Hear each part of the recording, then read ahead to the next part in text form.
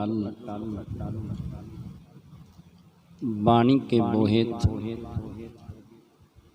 चबर तखत छत्र दे मालिक पातशाहां दे पातशाह सतगुरु साहिब श्री गुरु ग्रंथ साहिब जी की पावन गोद विच जुड़ मिल बैठे वड भागी सतसंगी जनों, आप वड भागे हो जो हर रोज की तरह गुर इतिहास की कथा श्रवण करने वास्ते सतगुरां दी पावन गोद विच जुड़ मिल बैठे हो। आप जी ने इस तो पहले प्रसंग दे विच श्रवण कीता है, जिस वेले अब्दुल खां ने करमचंद ते रतन चंद ने सतगुरु साहिब श्री गुरु हरगोबिंद पातशाह नूं आके वंगारना कीता। सतगुरु जी नूं इह गल कहनी कीती कि तुसीं बादशाह दा बाज जिहड़ा वो ले आए हो, किसी तरह की चिंता नहीं ते हुण निश्चिंत हो के साडे नाल जंग करना कीता है, मेरियां फौजां मारनियां कीतियां ने ते ओहदा हुण असीं तुहानूं दसदे हां कि किवें फौजां नूं मारना करीदा। सतगुरु साहिब श्री गुरु हरगोबिंद पातशाह ने अब्दुल खां नूं समझाया, कहन लगे अब्दुल खां जंग दे विच दोनों तेरे पुत्र मारे गए, 5 तेरे फौजां दे सरदार मारे गए, पर अजे तैनूं इस गल दी समझ नहीं पई कि गुरु पीर जिहड़े ने उन्हां दे नाल अड़ीदा नहीं। हुण इस तरह लगदा कि तेरी भी मौत नेड़े आ गई है। इन्हां ने सतगुरु साहिब श्री गुरु हरगोबिंद पातशाह नूं जदों वंगारिया ते करमचंद ने जदों सतगुरु जी दे उत्ते हमला करना कीता, इन्हां दे तिन्नां दे सतगुरु जी ने घोड़े मार दिते ते इन्हां तिन्नां ने मिल के सतगुरु जी दा घोड़ा मारना कीता। ते जिस वेले करमचंद सतगुरु जी दे उत्ते हमला करन लग्या, सतगुरु जी ने इहो जिहा वार कीता, एक वार दे नाल ही इह चंदू दा पुत्र सी मूर्छा हो जांदा है। उस तो बाद दे विच रतन चंद वधिया। सतगुरु साहिब श्री गुरु हरगोबिंद पातशाह ने इनू रतन चंद नूं भी मार दिता। फिर जिहड़ा अब्दुल खां सी ना, अब्दुल खां ने बड़ी पटेबाजी की, काफ़ी समा सतगुरु साहिब श्री गुरु हरगोबिंद पातशाह दे नाल अड़िया रहा। अखीर नूं सतगुरु साहिब श्री गुरु हरगोबिंद पातशाह ने इनू अब्दुल खां नूं भी खत्म कर दिता। जदों अब्दुल खां मर जांदा है, उस वेले फिर सतगुरु साहिब श्री गुरु हरगोबिंद पातशाह कहन लगे कि एवें खतरियां दे कहन ते अब्दुल खां फौजां लेके आया, आप भी मर गया, अपने पुत्र भी मरवा ले, फौजां दे सरदार ते फौजां भी मरवा लियां, की हथ आया इहदे। ते जिस तरह ये चंदू दा पुत्र जिहड़ा मूर्छा है, इनू जदों ये गल सुनी, जिवें उठ के सतगुरु साहिब श्री गुरु हरगोबिंद पातशाह ते हमला करदा है, ते जिस तरह सतगुरु जी चंदू दे पुत्र नूं मारदे ने, सो पावन जा सरवण करन वास्ते अपनियां मन बिरतियां नूं एकागर करदियां सतगुरां दे चरणां दे नाल जुड़दियां उचारण करो, सतनाम श्री वाहिगुरु साहिब जी, सतनाम श्री वाहिगुरु साहिब जी। चौपई नंदन चंदू स्वाही केरा, महाक्रोध ते श्री गुरु हेरा। ते जिस वेले इन्हें चंदू दे पुत्र करमचंद ने ये वेखिया ਕਿ ਸਤਿਗੁਰੂ ਜੀ ਇਕੱਲੇ ਨੇ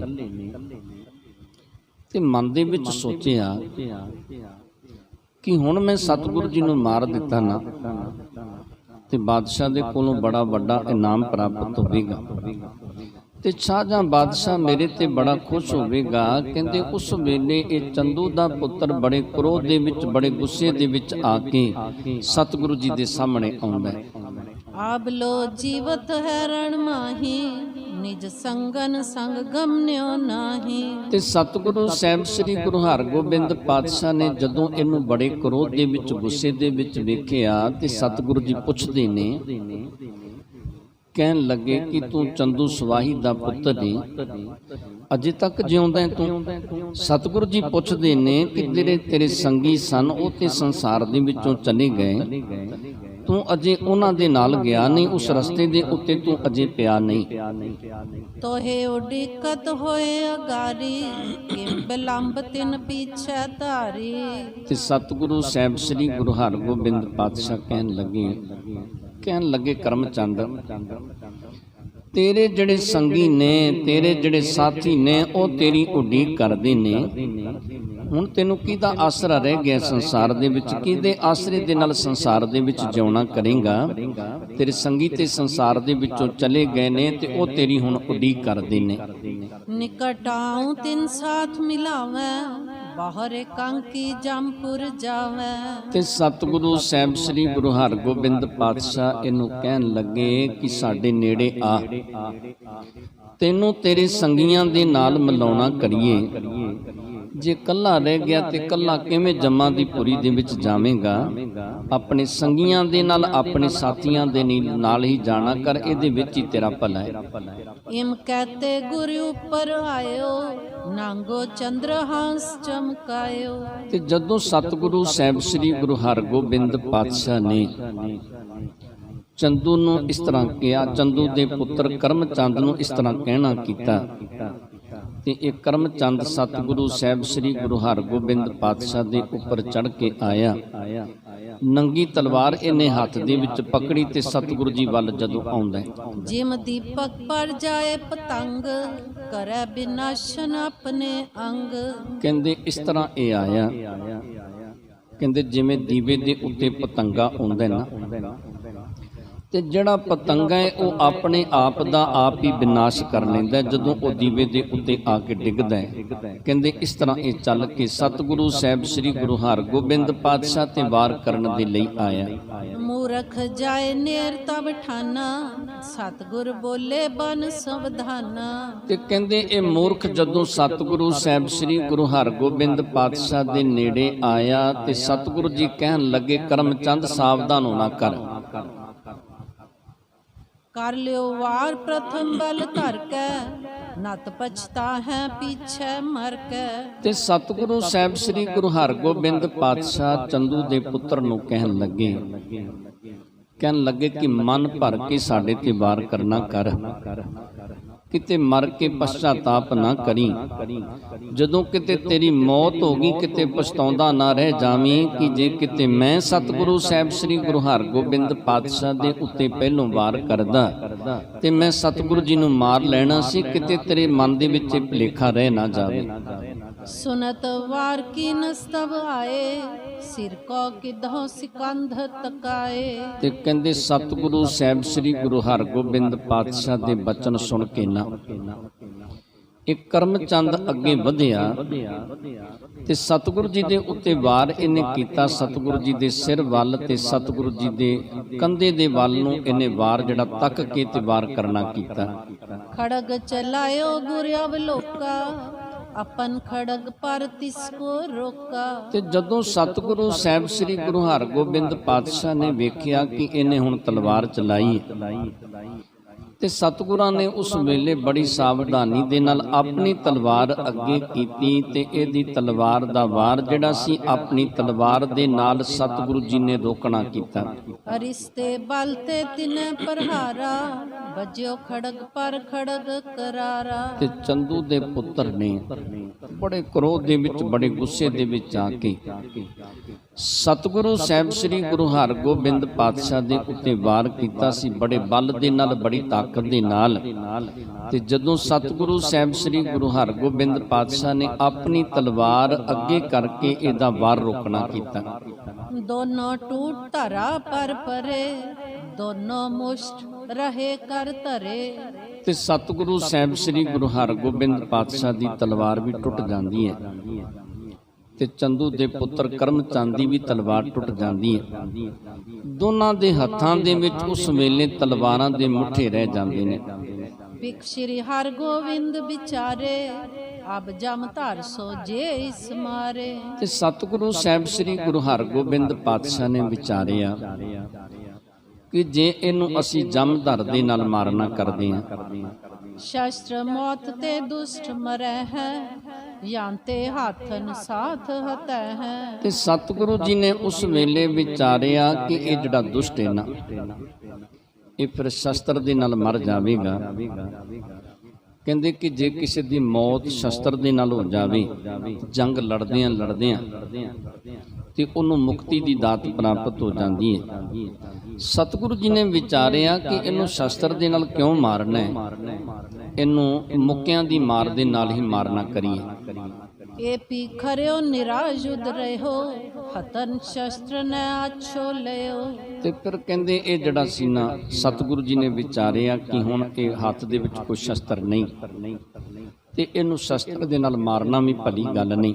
ਇਹ ਵੀ ਖਾਲੀ ਹੱਥ ਹੈ ਤੇ ਅਸੀਂ ਵੀ ਖਾਲੀ ਹੱਥ ਹਾਂ, ਇਹਦੇ ਨਾਲ ਹੁਣ ਇਸੇ ਤਰ੍ਹਾਂ ਹੀ ਲੜਨਾ ਚਾਹੀਦਾ ਹੈ। बल कर गई बहा गुर तबै, जतन छुटन हित ठानत सबै। ਸਤਿਗੁਰੂ ਸਾਹਿਬ ਸ੍ਰੀ ਗੁਰੂ ਹਰਗੋਬਿੰਦ ਪਾਤਸ਼ਾਹ ਨੇ ਆਪਣੇ ਬਲ ਦੇ ਨਾਲ ਉਸ ਵੇਲੇ ਕਰਮ ਚੰਦ ਦੀ ਬਾਹ ਪਕੜੀ ਤੇ ਕਰਮ ਚੰਦ ਉਸ ਵੇਲੇ ਬਾਹ ਛਡਾਉਣ ਦਾ ਬੜਾ ਯਤਨ ਕਰਦਾ ਹੈ। ਇਸ ਨੇ ਬੜਾ ਉਪਾਅ ਕੀਤਾ ਕਿ ਕਿਸੇ ਨਾ ਕਿਸੇ ਤਰੀਕੇ ਦੇ ਨਾਲ ਮੇਰੀ ਬਾਹ ਜਿਹੜੀ ਉਹ ਛੁੱਟ ਜਾਵੇ। जिम गज सुंड बिखै गै वावै, बाहर अंग निज ससा छुड़ावै। ਕਹਿੰਦੇ ਜਿਸ ਤਰ੍ਹਾਂ ਖਰਗੋਸ਼ ਜਿਹੜਾ ਨਾ, ਉਹ ਹਾਥੀ ਦੀ ਸੁੰਡ ਦੇ ਵਿੱਚ ਹਾਥੀ ਉਹਨੂੰ ਪਕੜ ਲਵੇ ਤੇ ਖਰਗੋਸ਼ ਆਪਣੇ ਆਪ ਨੂੰ ਛਡਾਉਣ ਦਾ ਯਤਨ ਕਰੇ, ਉਹ ਛੁੱਟ ਨਹੀਂ ਸਕਦਾ। ਕਹਿੰਦੇ ਇਸੇ ਤਰ੍ਹਾਂ ਦੀ ਹਾਲਤ ਕਰਮ ਚੰਦ ਦੀ ਹੋਈ। ਕਰਮ ਚੰਦ ਆਪਣੀ ਬਾਹ ਛਡਾਉਣ ਦਾ ਯਤਨ ਕਰਦਾ ਹੈ, ਪਰ ਸਤਿਗੁਰੂ ਜੀ ਇਹਦੀ ਬਾਹ ਛੱਡਦੇ ਨਹੀਂ।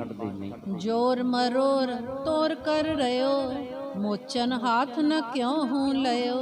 ਤੇ ਕਹਿੰਦੇ ਇਹਨੇ ਆਪਣਾ ਜਿਹੜਾ ਜ਼ੋਰ ਸੀ ਲਾਉਣਾ ਕੀਤਾ, ਪਰ ਕਹਿੰਦੇ ਹੱਥ ਜਿਹੜਾ ਸੀ ਉਹ ਸਤਿਗੁਰੂ ਜੀ ਦੇ ਕੋਲੋਂ ਛੁਟਵਾ ਨਾ ਸਕਿਆ। दुतिया हाथ ते ओज दिखावत, शेर अंक जो मृगुत लावत। ਤੇ ਕਹਿੰਦੇ ਇਹ ਜਿਹੜਾ ਸੀ ਨਾ ਦੂਜੇ ਹੱਥ ਦੇ ਨਾਲ ਆਪਣਾ ਓਜ ਆਪਣੀ ਤਾਕਤ ਵਿਖਾਉਣ ਦਾ ਯਤਨ ਕਰਦਾ ਹੈ, ਜਿਹੜਾ ਚੰਦੂ ਦਾ ਪੁੱਤਰ ਸੀ।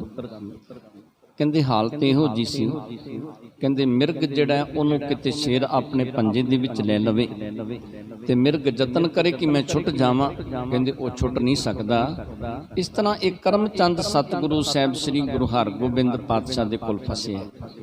तब सतगुर गह कह कर दाए, अल भार लख लीन उठाए। ਤੇ ਸਤਿਗੁਰੂ ਸਾਹਿਬ ਸ੍ਰੀ ਗੁਰੂ ਹਰਗੋਬਿੰਦ ਪਾਤਸ਼ਾਹ ਨੇ ਫਿਰ ਸਮਾਂ ਵੇਖਿਆ ਤੇ ਕੀ ਵੇਖਿਆ ਕਿ ਕਰਮ ਚੰਦ ਦੇ ਵਿੱਚ ਕੋਈ ਇੰਨਾ ਜ਼ਿਆਦਾ ਵਜ਼ਨ ਨਹੀਂ ਸੀ, ਇੰਨਾ ਜ਼ਿਆਦਾ ਭਾਰ ਨਹੀਂ ਸੀ। ਸਤਿਗੁਰੂ ਜੀ ਨੇ ਇਹਨੂੰ ਦੋਨਾਂ ਹੱਥਾਂ ਦੇ ਉੱਤੇ ਚੁੱਕਣਾ ਕੀਤਾ।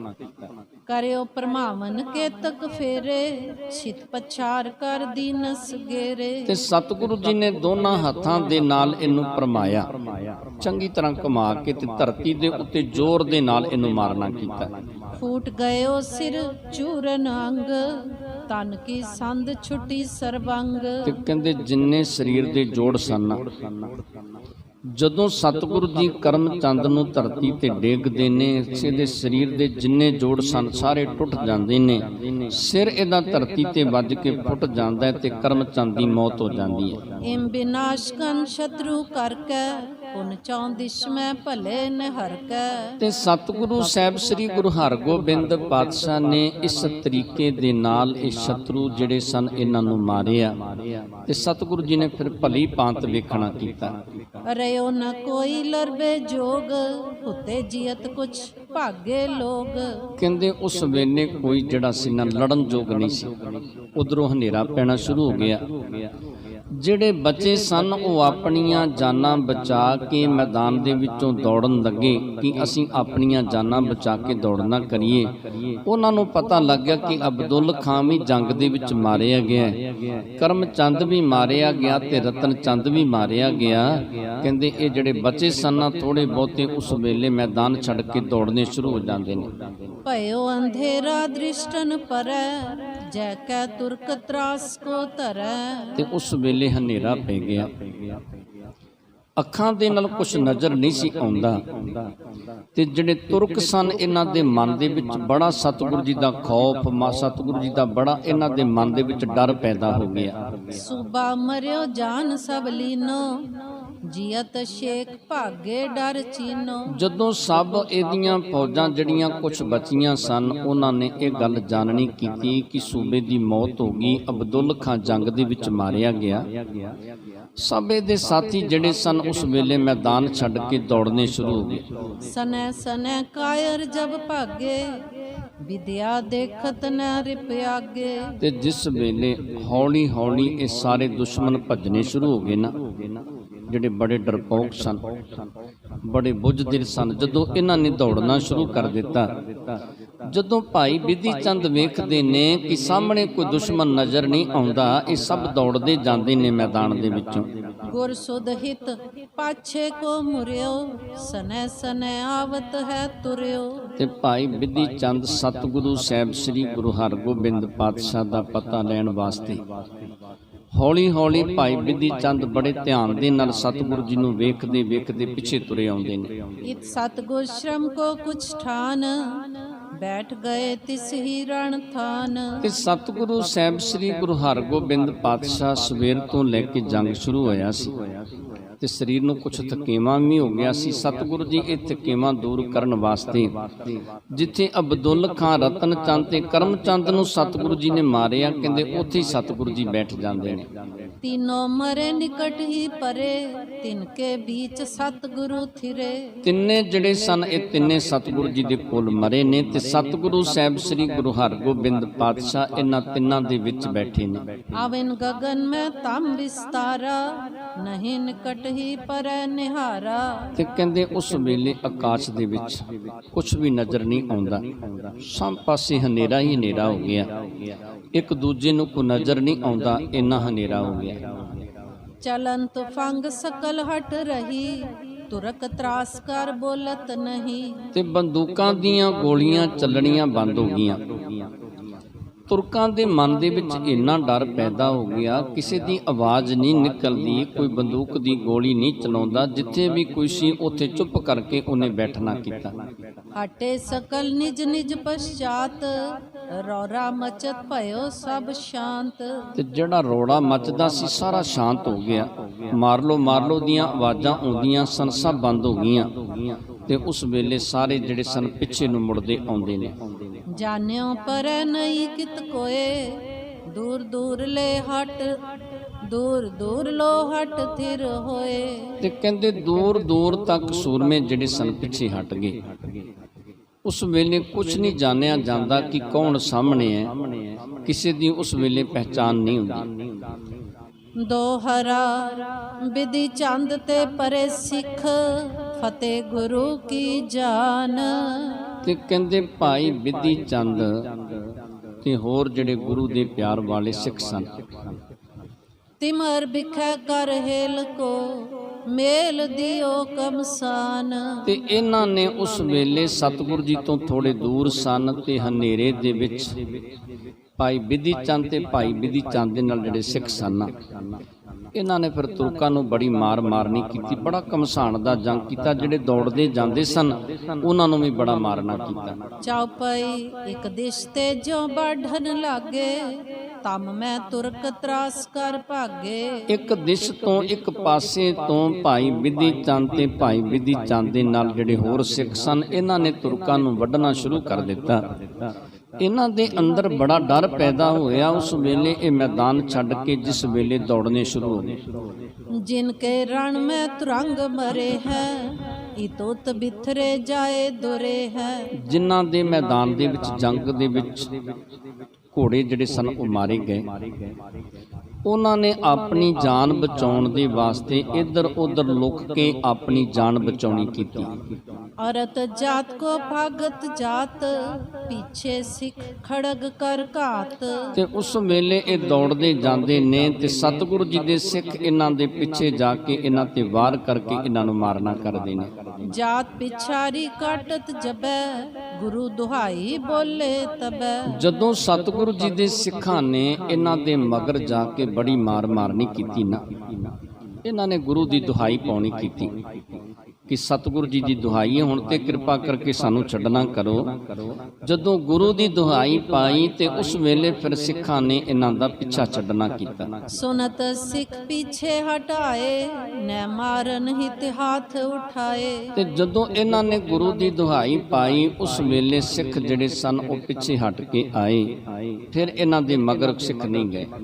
जै सतगुर डेरो निज डारा तजे दास तै राख सुधारा। ਕਹਿੰਦੇ ਕੁਝ ਸੇਵਕ ਜਿਹੜੇ ਸਨ ਸਤਿਗੁਰੂ ਜੀ ਨੇ ਉੱਥੇ ਛੱਡੇ ਸਨ ਜਿੱਥੇ ਸਤਿਗੁਰੂ ਜੀ ਦਾ ਡੇਰਾ ਸੀ, ਤੇ ਉਹ ਡੇਰੇ ਦੇ ਵਿੱਚ ਇਹਨਾਂ ਨੇ ਡੇਰੇ ਨੂੰ ਚੰਗੀ ਤਰ੍ਹਾਂ ਸੰਭਾਲਣਾ ਕੀਤਾ ਗੁਰਸਿੱਖਾਂ ਨੇ, ਜਿਨ੍ਹਾਂ ਨੂੰ ਸਤਿਗੁਰੂ ਜੀ ਨੇ ਪਿੱਛੇ ਛੱਡ ਕੇ ਆਉਣਾ ਕੀਤਾ ਸੀ। ਤਿਨੋ ਵਿਚਾਰ ਕੀਨ ਮਨ ਮਾਹੀ ਤਿਮਰ ਪਇਓ ਗੁਰ ਆਗਮ ਨਾਹੀ। ਤੇ ਇਹਨਾਂ ਨੇ ਉਸ ਵੇਲੇ ਮਨ ਦੇ ਵਿੱਚ ਵਿਚਾਰਿਆ ਸਿੱਖਾਂ ਨੇ ਜਿਹੜੇ ਡੇਰੇ ਦੇ ਵਿੱਚ ਸਨ ਕਿ ਜੰਗ ਜਿਹੜੀ ਹਟ ਗਈ ਏ, ਸਤਿਗੁਰੂ ਸਾਹਿਬ ਸ੍ਰੀ ਗੁਰੂ ਹਰਗੋਬਿੰਦ ਪਾਤਸ਼ਾਹ ਡੇਰੇ ਦੇ ਵਿੱਚ ਨਹੀਂ ਆਏ, ਬੜਾ ਹਨੇਰਾ ਹੋ ਗਿਆ, ਕੁੱਪ ਹਨੇਰਾ, ਕਿਸੇ ਪਾਸੇ ਕੁਛ ਨਜ਼ਰ ਨਹੀਂ ਆਉਂਦਾ ਤੇ ਸਤਿਗੁਰੂ ਜੀ ਵੀ ਕਿਸੇ ਪਾਸੇ ਨਜ਼ਰ ਨਹੀਂ ਆਉਂਦੇ।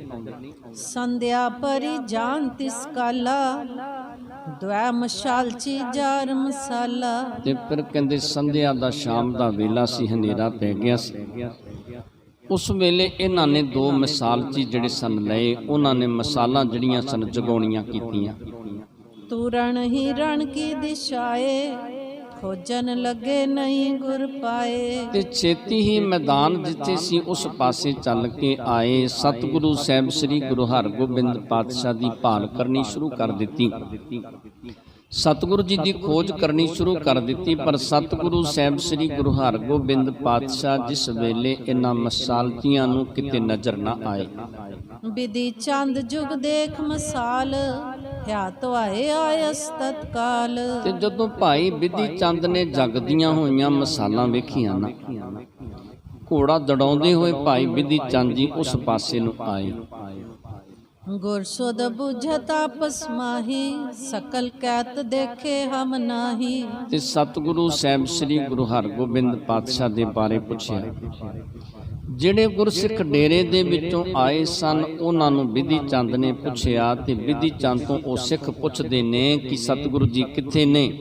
ਤੇ ਕਹਿੰਦੇ ਫਿਰ ਉਸ ਵੇਲੇ ਆਪਸ ਦੇ ਵਿੱਚ ਇਹਨਾਂ ਨੇ ਜਦੋਂ ਬਚਨ ਬਿਲਾਸ ਕੀਤੇ ਤੇ ਕਹਿਣ ਲੱਗੇ ਕਿ ਸਤਿਗੁਰੂ ਸਾਹਿਬ ਸ੍ਰੀ ਗੁਰੂ ਹਰਗੋਬਿੰਦ ਪਾਤਸ਼ਾਹ ਨੂੰ ਅਸੀਂ ਕਿਤੇ ਵੇਖਣਾ ਨਹੀਂ ਕੀਤਾ। ਚਿੰਤਾ ਅਦਕ ਸਬਨ ਕੇ ਹੋਈ ਖੋਜਨ ਲੱਗੇ ਖੇਤ ਸਭ ਕੋਈ। ਫਿਰ ਉਸ ਵੇਲੇ ਬੜੀ ਚਿੰਤਾ ਗੁਰਸਿੱਖਾਂ ਦੇ ਅੰਦਰ ਲੱਗੀ।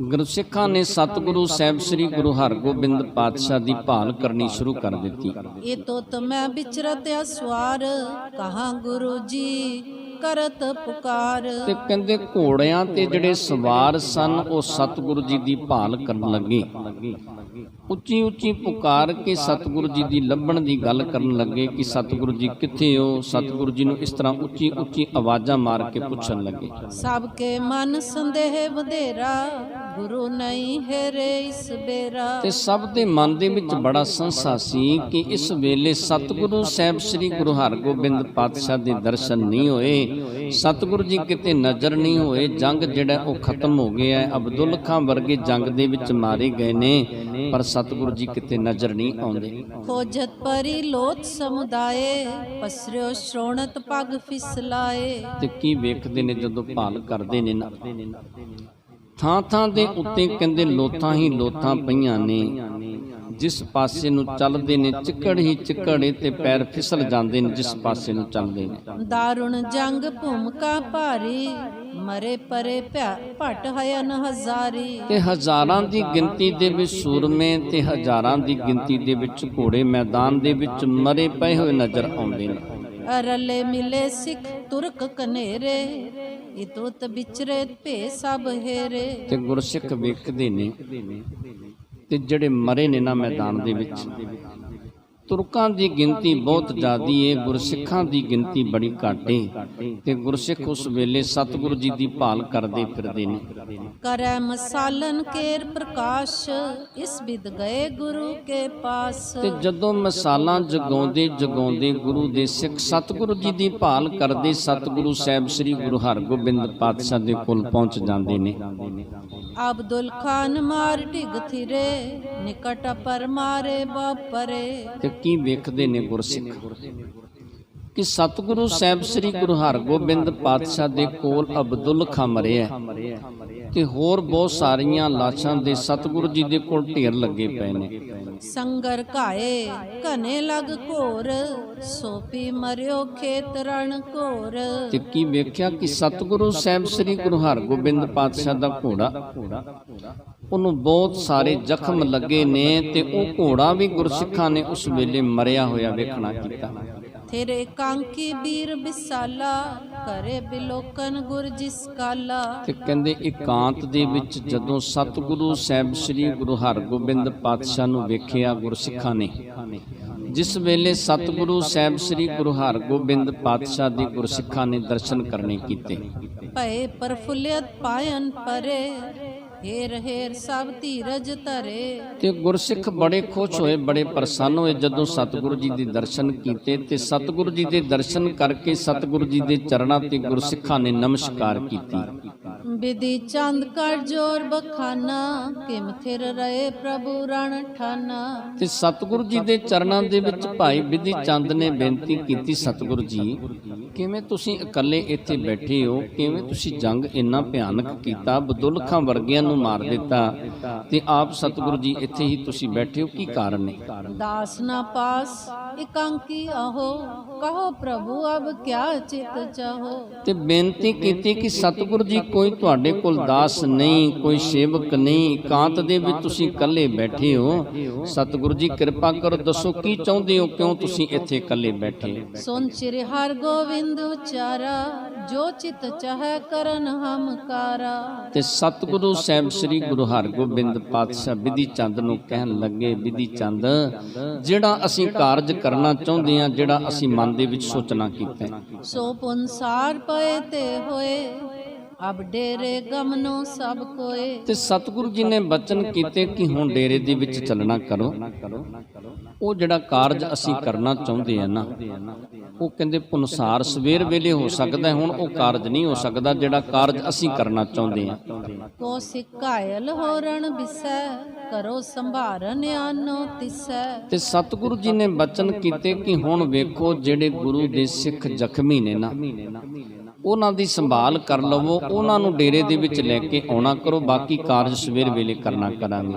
ਅਸ ਕੈ ਸਤਿਗੁਰ ਨੇ ਹੈ ਲੀਨ, ਪਏ ਅਰੁਡਨ ਪਿਆਨੋ ਕੀਨ। ਇਸ ਤਰ੍ਹਾਂ ਦੇ ਬਚਨ ਕਹਿ ਕੇ ਸਤਿਗੁਰੂ ਜੀ ਨੇ ਘੋੜਾ ਲਿਆ ਤੇ ਘੋੜੇ ਤੇ ਅਸਵਾਰ ਹੋ ਕੇ ਸਤਿਗੁਰੂ ਜੀ ਜਿੱਥੇ ਡੇਰਾ ਕੀਤਾ ਸੀ ਉਸ ਪਾਸੇ ਨੂੰ ਚੱਲ ਪਏ। ਨਿਜ ਡੇਰੇ ਕੋ ਚੱਲ ਕਰ ਆਏ, ਵਿਧੀਏ ਕਾਇਲ ਸਿੱਖ ਉਠਵਾਏ। ਤੇ ਸਤਿਗੁਰੂ ਜੀ ਆਪਣੇ ਡੇਰੇ ਦੇ ਵਿੱਚ ਚੱਲ ਕੇ ਆਏ ਤੇ ਭਾਈ ਵਿਧੀ ਚੰਦ ਨੇ ਉਸ ਵੇਲੇ ਜਿਹੜੇ ਜ਼ਖਮੀ ਸਿੱਖ ਸਨ ਉਹਨਾਂ ਨੂੰ ਉਠਵਾਉਣਾ ਕੀਤਾ ਤੇ ਡੇਰੇ ਦੇ ਵਿੱਚ ਲਿਆਉਣਾ ਕੀਤਾ। ਸਭ ਰਣ ਖੇਤ ਖੋਜ ਕਰ ਆਛੇ, ਸਨੇ ਸਨੇ ਆਵਤ ਭਾ ਪਾਛੇ। ਤੇ ਭਾਈ ਵਿਧੀ ਚੰਦ ਨੇ ਸਾਰੇ ਮੈਦਾਨ ਦੇ ਵਿੱਚ ਬੜੇ ਧਿਆਨ ਦੇ ਨਾਲ ਵੇਖਿਆ, ਜਿੱਥੇ ਵੀ ਕੋਈ ਗੁਰੂ ਦਾ ਸਿੱਖ ਜ਼ਖਮੀ ਸੀ, ਸਹਿਕਦਾ ਸੀ, ਜਿਹਦੇ ਸਵਾਸ ਚੱਲਦੇ ਸਨ, ਭਾਈ ਵਿਧੀ ਚੰਦ ਨੇ ਉਹਨੂੰ ਚੁੱਕ ਕੇ ਡੇਰੇ ਦੇ ਵਿੱਚ ਪਹੁੰਚਾਉਣਾ ਕੀਤਾ ਹੈ। ਆਏ ਸਿਵਰ ਮੈਂ ਆਨੰਦ ਵਧਾਏ, ਦੁੰਦਮ ਫਤਿਹ ਕੇਰ ਬਜਵਾਏ। ਤੇ ਜਦੋਂ ਸਾਰੇ ਸਿੱਖ ਡੇਰੇ ਦੇ ਵਿੱਚ ਪਹੁੰਚੇ ਤੇ ਬੜਾ ਆਨੰਦ, ਬੜਾ ਸੁੱਖ ਪ੍ਰਾਪਤ ਹੋਇਆ।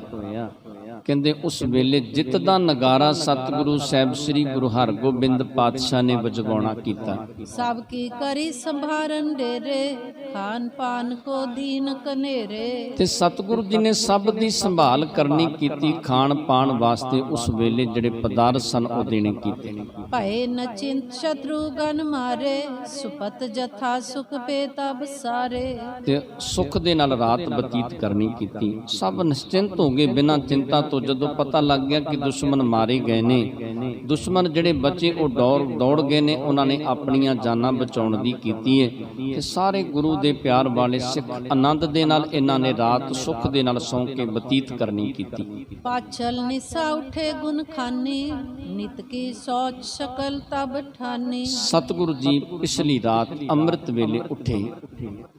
ਅੰਮ੍ਰਿਤ ਵੇਲੇ ਉੱਠ ਕੇ ਸਤਿਗੁਰੂ ਸਾਹਿਬ ਸ੍ਰੀ ਗੁਰੂ ਹਰਗੋਬਿੰਦ ਪਾਤਸ਼ਾਹ ਨੇ ਨਿਤ ਦੀ ਕਿਰਿਆ ਕੀਤੀ। ਜਿਵੇਂ ਅੰਮ੍ਰਿਤ ਵੇਲੇ ਉੱਠ ਕੇ ਸੋਚ ਇਸ਼ਨਾਨ ਕਰਦੇ ਤੇ ਪਰਮੇਸ਼ਰ ਦੇ ਚਰਨਾਂ ਦੇ ਵਿੱਚ ਧਿਆਨ ਜੋੜ ਕੇ ਬੈਠਦੇ, ਉਹ ਸਤਿਗੁਰੂ ਜੀ ਨੇ ਕਿਰਿਆ ਅੰਮ੍ਰਿਤ ਵੇਲੇ ਕਰਨੀ ਕੀਤੀ।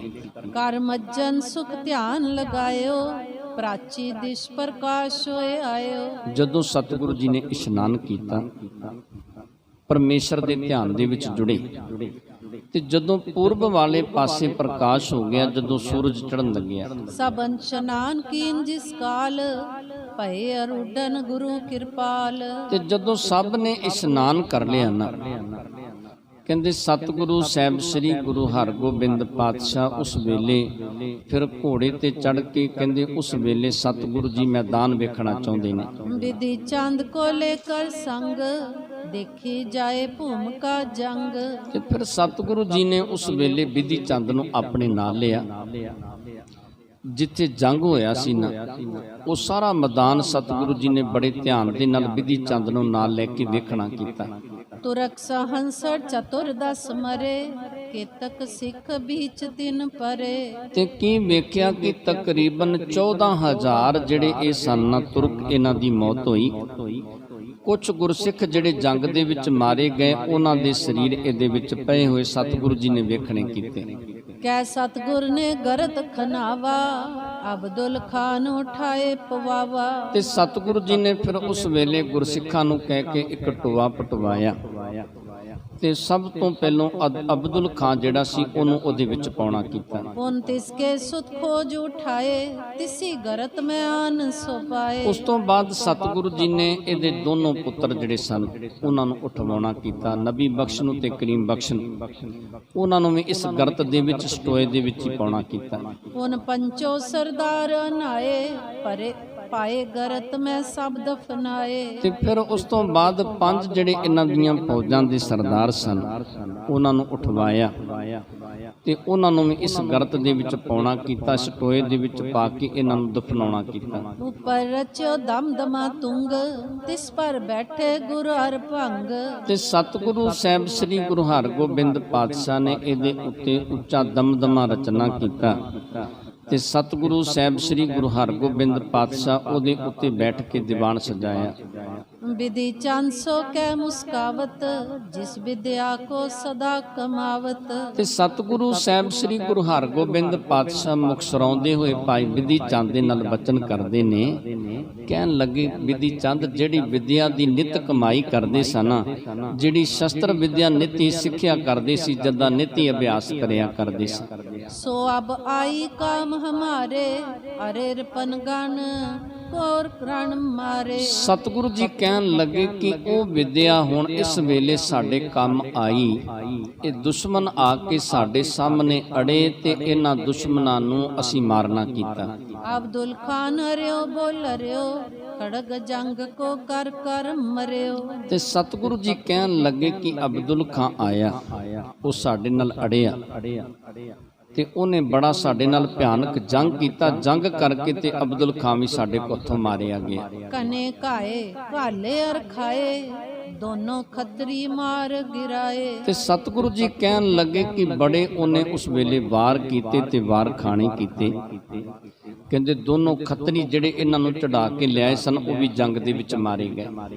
ਪਿਤ ਪਲਟਾ ਚਾਹਤ ਨਿਤ ਰਹੇ, ਅਬ ਸਭ ਹੀ ਪੂਰੇ ਕਰ ਦਹੇ। ਸਤਿਗੁਰੂ ਸਾਹਿਬ ਸ੍ਰੀ ਗੁਰੂ ਹਰਗੋਬਿੰਦ ਪਾਤਸ਼ਾਹ ਕਹਿਣ ਲੱਗੇ ਕਿ ਦੋਨੋਂ ਹੀ ਇਹ ਖੱਤਰੀ ਜਿਹੜੇ ਸਨ, ਰਤਨ ਚੰਦ ਤੇ ਕਰਮ ਚੰਦ, ਦੋਨੋਂ ਚਾਹੁੰਦੇ ਸਨ ਕਿ ਅਸੀਂ ਆਪਣੇ ਪਿਤਾ ਦਾ ਬਦਲਾ ਲੈ ਲਈਏ ਕਿ ਸਤਿਗੁਰੂ ਜੀ ਨੇ ਸਾਡੇ ਪਿਤਾ ਨੂੰ ਮਰਵਾਉਣਾ ਕੀਤਾ ਹੈ ਤੇ ਉਹਦਾ ਬਦਲਾ ਲੈਣਾ ਕਰੀਏ। ਸਤਿਗੁਰੂ ਜੀ ਕਹਿਣ ਲੱਗੇ ਇਹਨਾਂ ਨੂੰ ਵੀ ਅਸੀਂ ਮੌਤ ਦੇ ਘਾਟ ਉਤਾਰਨਾ ਕੀਤਾ, ਇਹਨਾਂ ਨੂੰ ਵੀ ਸਦਾ ਦੀ ਨੀਂਦ ਸਵਾਉਣਾ ਕੀਤਾ। ਸੰਘਰ ਘੋਰ ਕਨੋ ਕਮਸਾਨ ਤੁਰਕਾ ਜ਼ਾਰਨ ਕੋ ਅਵਸਾਨ। ਤੇ ਸਤਿਗੁਰੂ ਜੀ ਕਹਿਣ ਲੱਗੇ ਕਿ ਹਜ਼ਾਰਾਂ ਤੁਰਕ ਜਿਹੜੇ ਨੇ ਜੰਗ ਦੇ ਵਿੱਚ ਮਾਰੇ ਗਏ ਤੇ ਬੜਾ ਭਿਆਨਕ ਇਹ ਸਤਿਗੁਰੂ ਜੀ ਦੱਸਦੇ ਨੇ ਭਾਈ ਬਿਧੀ ਚੰਦ ਨੂੰ ਕਿ ਜੰਗ ਹੋਇਆ। ਸੁਨ ਸਾਦਰ ਵਿਦਿਏ ਤਬ ਕਯੋ ਜਿਨੋ ਪ੍ਰਤਾਪ ਨ ਰਾਵਰ ਲਿਓ। ਤੇ ਕਹਿੰਦੇ ਫਿਰ ਉਸ ਵੇਲੇ ਭਾਈ ਬਿਧੀ ਚੰਦ ਜੀ ਕਹਿਣ ਲੱਗੇ ਕਿ ਸਤਿਗੁਰੂ ਜੀ ਜਿਨ੍ਹਾਂ ਨੂੰ ਤੁਹਾਡੇ ਪ੍ਰਤਾਪ ਦਾ ਨਹੀਂ ਪਤਾ, ਜਿਨ੍ਹਾਂ ਨੂੰ ਸਤਿਗੁਰੂ ਜੀ ਤੁਹਾਡੇ ਬਾਰੇ ਕੋਈ ਜਾਣਕਾਰੀ ਨਹੀਂ, ਜਿਹੜੇ ਕੋਈ ਸਮਝਦੇ ਨਹੀਂ ਕਿ ਤੁਸੀਂ ਕੌਣ ਹੋ, ਜਿਨ੍ਹਾਂ ਨੂੰ ਇਸ ਗੱਲ ਦਾ ਗਿਆਨ ਨਹੀਂ। ਸੇ ਮਤਮੰਦ ਹਾਨ ਹੀ ਪਾਵੈ ਤੁਮ ਤੇ ਕਵਨ ਜੀਵ ਤੋ ਜਾਵੈ। ਤੇ ਸਤਿਗੁਰੂ ਜੀ ਨੂੰ ਭਾਈ ਬਿਧੀ ਚੰਦ ਜੀ ਕਹਿਣ ਲੱਗੇ ਕਿ ਉਹ ਖੋਟੀ ਮਤ ਵਾਲੇ ਮਾਰੀ ਜਾਂਦੇ ਨੇ। ਸਤਿਗੁਰੂ ਜੀ ਜਿਹੜਾ ਤੁਹਾਡੇ ਸਾਹਮਣੇ ਆ ਕੇ ਅੜੇਗਾ ਉਹ ਕਿਵੇਂ ਜਿਉਂਦਾ ਰਹਿ ਸਕਦਾ ਹੈ। ਤੀਨ ਲੋਕ ਮੈਂ ਬਲੀ ਨ ਕੋਈ ਅਰੇ ਆਪ ਕੇ ਸਨਮੁਖ ਹੋਈ। ਤੇ ਭਾਈ ਬਿਧੀ ਚੰਦ ਜੀ ਕਹਿਣ ਲੱਗੇ ਸਤਿਗੁਰੂ ਜੀ ਤਿੰਨਾਂ ਲੋਕਾਂ ਦੇ ਵਿੱਚ ਕੋਈ ਇਹੋ ਜਿਹਾ ਬਲੀ ਨਹੀਂ, ਇਹੋ ਜਿਹਾ ਕੋਈ ਤਾਕਤਵਰ ਨਹੀਂ ਜਿਹੜਾ ਸਤਿਗੁਰੂ ਜੀ ਤੁਹਾਡੇ ਸਾਹਮਣੇ ਅੜ ਸਕੇ, ਜਿਹੜਾ ਤੁਹਾਡੇ ਨਾਲ ਜੰਗ ਕਰ ਸਕੇ। ਤੁਰਕ ਬਾਪਰੇ ਕਹਾਂ ਗਾਰੀ ਸਮਤਾ ਚਾਹਤ ਮਰੇ ਰਣਹਾਰੀ। ਤੇ ਸਤਿਗੁਰੂ ਜੀ ਨੂੰ ਭਾਈ ਬਿਧੀ ਚੰਦ ਜੀ ਕਹਿਣ ਲੱਗੇ ਕਿ ਸਤਿਗੁਰੂ ਜੀ ਇਹ ਵਿਚਾਰੇ ਤੁਰਕ ਕੀ ਨੇ, ਇਹ ਤੁਹਾਡੀ ਬਰਾਬਰੀ ਚਾਹੁੰਦੇ ਸਨ, ਤੁਹਾਡੇ ਨਾਲ ਜੰਗ ਕਰਕੇ ਤੁਹਾਨੂੰ ਮਾਰਨਾ ਜਾਂ ਪਕੜਨਾ ਚਾਹੁੰਦੇ ਸਨ। ਵੇਖੋ ਸਾਹਮਣੇ ਸਾਰੇ ਹੀ ਜੰਗ ਦੇ ਵਿੱਚ ਮਾਰੇ ਗਏ ਨੇ। ਹੁਣ ਸਤਿਗੁਰ ਨੇ ਹੁਕਮ ਬਖਾਨਾ ਨਰ ਇਕੱਠੇ ਕੀਜੈ ਇਸ ਥਾਨਾ। ਫਿਰ ਸਤਿਗੁਰੂ ਜੀ ਨੇ ਹੁਕਮ ਕੀਤਾ ਕਿ ਇਹ ਜਿਹੜੇ ਨੇ ਨਾ ਜੰਗ ਦੇ ਵਿੱਚ ਮਰੇ ਇਹਨਾਂ ਨੂੰ ਦਫਨਾਉਣ ਵਾਸਤੇ, ਇਹਨਾਂ ਨੂੰ ਦਰਿਆ ਦੇ ਵਿੱਚ ਸੁੱਟਣ ਵਾਸਤੇ ਕੁਝ ਮਨੁੱਖਾਂ ਨੂੰ ਇਕੱਠਿਆਂ ਕਰਨਾ ਕਰੋ। ਜੇਤਕਾ ਹੈ ਗ੍ਰਾਮ ਕੇ ਆਨੋ ਸਕਲ ਮਿਹਨਤੀ ਸਾਥ ਬਖਾਨੋ। ਤੇ ਸਤਿਗੁਰੂ ਜੀ ਨੇ ਬਚਨ ਕੀਤੇ ਜਿੰਨੇ ਇਹ ਨਗਰ ਦੇ ਵਿੱਚ ਲੋਕ ਨੇ ਉਹਨਾਂ ਨੂੰ ਲੈ ਕੇ ਆਵੋ ਤੇ ਜਿਹੜੇ ਮਿਹਨਤੀ ਮਜ਼ਦੂਰ ਨੇ ਉਹਨਾਂ ਨੂੰ ਵੀ ਲੈ ਕੇ ਆਉਣਾ ਕਰੋ। ਸੈਨਾ ਕੇ ਨਰ ਇਕੱਠੇ ਹੋਏ ਕਰੋ ਕਾਰ ਮਿਲ ਕੇ ਸਭ ਕੋਏ। ਤੇ ਸਤਿਗੁਰੂ ਜੀ ਕਹਿਣ ਲੱਗੇ ਕਿ ਜਿੰਨੇ ਵੀ ਫੌਜ ਦੇ ਮਨੁੱਖ ਹੋ ਇਹ ਵੀ ਇਕੱਠੇ ਹੋਵੋ ਤੇ ਸਾਰੇ ਇਕੱਠੇ ਹੋ ਕੇ ਇਹ ਕਾਰਜ ਕਰਨਾ ਕਰੋ।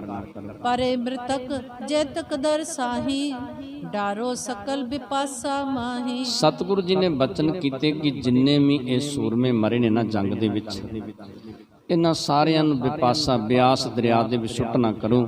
ਜਿਵੇਂ ਸਤਿਗੁਰੂ ਜੀ ਦੇ ਹੁਕਮ ਦੇ ਨਾਲ ਇਹਨਾਂ ਨੂੰ ਜਿਹੜੇ ਫੌਜ ਦੇ ਸੂਰਮੇ ਜੰਗ ਦੇ ਵਿੱਚ ਮਾਰੇ ਗਏ ਇਹਨਾਂ ਨੂੰ ਸਤਿਗੁਰੂ ਜੀ ਬਿਆਸ ਦਰਿਆ ਦੇ ਵਿੱਚ ਸੁਟਾਉਣਾ ਕਰਨਗੇ। ਤੇ ਜਿਸ ਤਰ੍ਹਾਂ ਭਾਈ ਸੁਭਾਗਾ ਸਤਿਗੁਰੂ ਸਾਹਿਬ ਸ੍ਰੀ ਗੁਰੂ ਹਰਗੋਬਿੰਦ ਪਾਤਸ਼ਾਹ ਦੀ ਹਜ਼ੂਰੀ ਦੇ ਵਿੱਚ 5 ਘੋੜੇ ਲੈ ਕੇ ਆਵੇਗਾ, ਆ ਕੇ ਭੇਟਾ ਕਰਨਾ ਕਰੇਗਾ। ਸੋ ਪਾਵਨ ਜਸ ਕੱਲ ਦੇ ਪ੍ਰਸੰਗ ਦੇ ਵਿੱਚ ਸ਼ਰਵਣ ਕਰਾਂਗੇ। ਆਪ ਜੀ ਦੇ ਨਾਲ ਵਿਚਾਰਾਂ ਕਰਦੇ ਹਾਂ। ਅਨੇਕਾਂ ਪ੍ਰਕਾਰ ਦੀਆਂ ਭੁੱਲਾਂ ਗਲਤੀਆਂ ਹੋ ਗਈਆਂ ਹੋਣਗੀਆਂ, ਅਣਜਾਣ ਬੱਚੇ ਜਾਣ ਕੇ ਮਾਫ ਕਰਨੀਆਂ। ਸੰਗਤ ਤੇ ਗੁਰੂ ਬਖਸ਼ਣ ਜੋਗ ਨੇ, ਬਖਸ਼ ਲੈਣਾ ਜੀ। ਵਾਹਿਗੁਰੂ ਜੀ ਕਾ ਖਾਲਸਾ, ਵਾਹਿਗੁਰੂ ਜੀ ਕੀ